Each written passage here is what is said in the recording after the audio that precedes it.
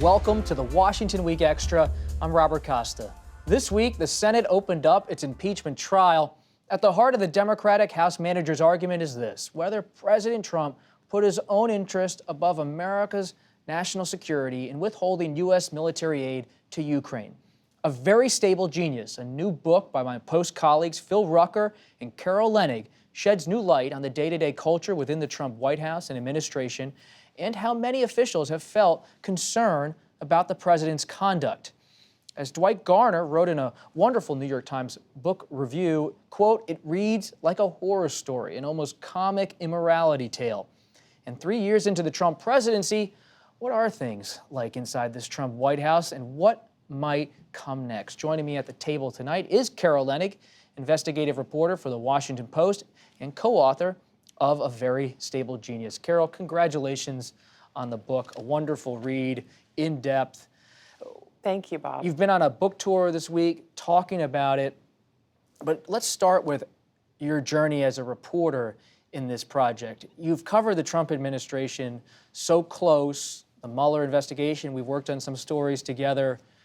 What was it like to take a step back as an investigative reporter and try to process everything that happened and its consequences? You know, at the Washington Post, as you know, we sit a stone's throw from each other. You've watched it with me. You've done some great stories with me, and I with you. It just sometimes felt like bullets ricocheting past our ears, so much news, chyrons with scandal and interesting and shocking tweets of the president.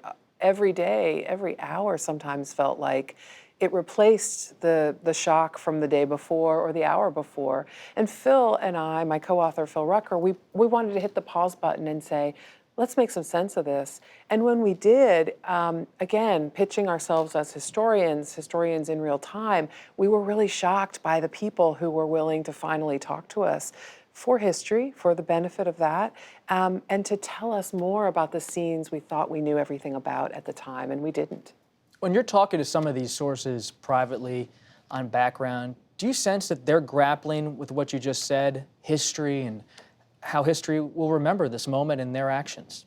Absolutely. In fact, I mean, you can't stereotype the group into one view or another, but I would say so many of the more than 200 people that we interviewed who were senior officials, former cabinet members, current aides, Republican confidants, so many of those people look back at the moments that they were a part of and privy to, and they say something similar, which is, he doesn't make decisions in a disciplined, careful way.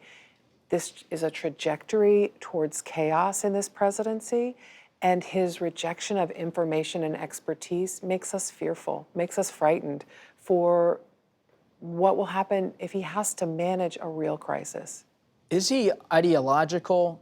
Is he a populist nationalist? Or is he, as I believe you write in your book, a presidency of one, driven more by his own interests? You know, this question has come up about what motivates Donald Trump, and all politicians want to stay in power and nurture it and burnish their image.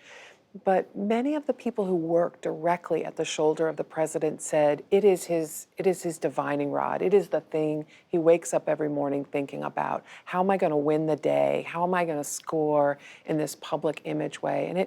And I'm not on one team or another. I'm not a partisan. I'm a journalist. But Phil and I found more and more often people saying, I worked for the guy. He would put himself before pretty much anything. What surprised you along the way as you reported this out? Because you recreate so many scenes that are known, but then when you read it in your book, you realize they weren't fully known. There were so many. I'll give you two. One of them we wrote about in the Washington Post, which is July 2017. He's not been president very long, and General Mattis, Rex Tillerson, the Secretary of State, and Gary Cohn, his national economic advisor, they decide they need to have like a school session with him to explain the things they've been fighting about with him all the time. They ask him to come over to what is considered, a sacred place in the Pentagon, the tank, where decisions of war and It's like a peace. conference room? It is a gorgeous Joint Chief chairman of the Joint Chiefs of Staff room, flags, mid-century stylings, gorgeous wood, a conference room, but a special conference room. And they're trying to explain to him, here's why we have bases here. Here's why we have troops forward deployed in these areas. This is what keeps America safe. This is why you, your wife, your son can sleep near and deep at night. And he does not dig this talk and starts basically bellowing at them. What we knew, even though many people have reported on this scene, is that he called them dopes and babies. He calls them losers. And then, in what many of them viewed as such a terrible insult, something they thought they would never speak about in public, he says, I would never go to war with you people. And that was crushing to them. That was worse than any curse word. What has the effect been on the Pentagon, on the national security apparatus? You know, Bob, many of the grown-ups in the room have been driven out of the room by the president. Mattis is gone over an impulsive decision the president made to withdraw from Syria. That was a bridge too far for Mattis. He couldn't leave battlefield allies on the battlefield alone to be slaughtered, and that's what he believed they were doing because the president got on the phone with the president of Turkey and just decided to withdraw. General Kelly, gone. Another voice of counsel and reason who would actually be able to say no to the president in private, but he could do it. Kind of a Jim Baker, at least on the no part. A lot of the people that would give this counsel are out. And now we've heard from so many people who were there, it's really the era of enablers. Why do you think so many former officials are reluctant to battle him publicly at this time?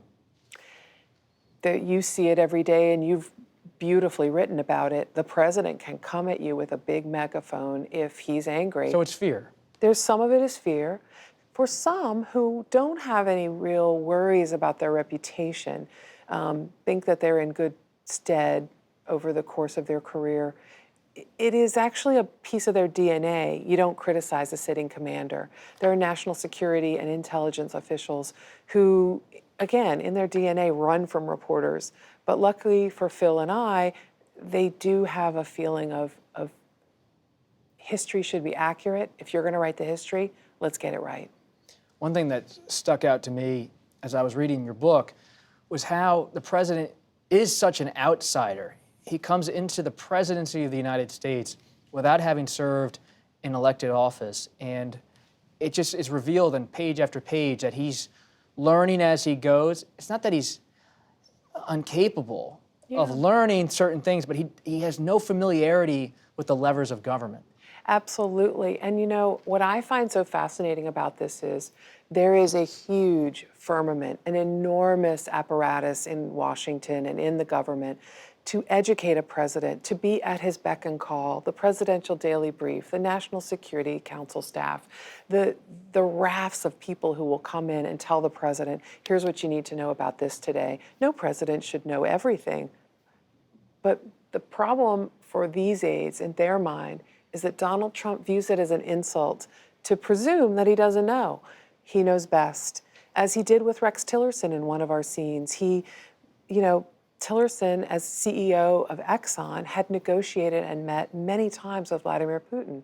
He tried to help Donald Trump realize how he could build a relationship with him while being aware of how Putin was going to take advantage of him and take advantage of America any chance he could and exploit it. But after meeting Putin just once on the sidelines of an international meeting, he told Tillerson, I got this. I know more about this than you now. What a story.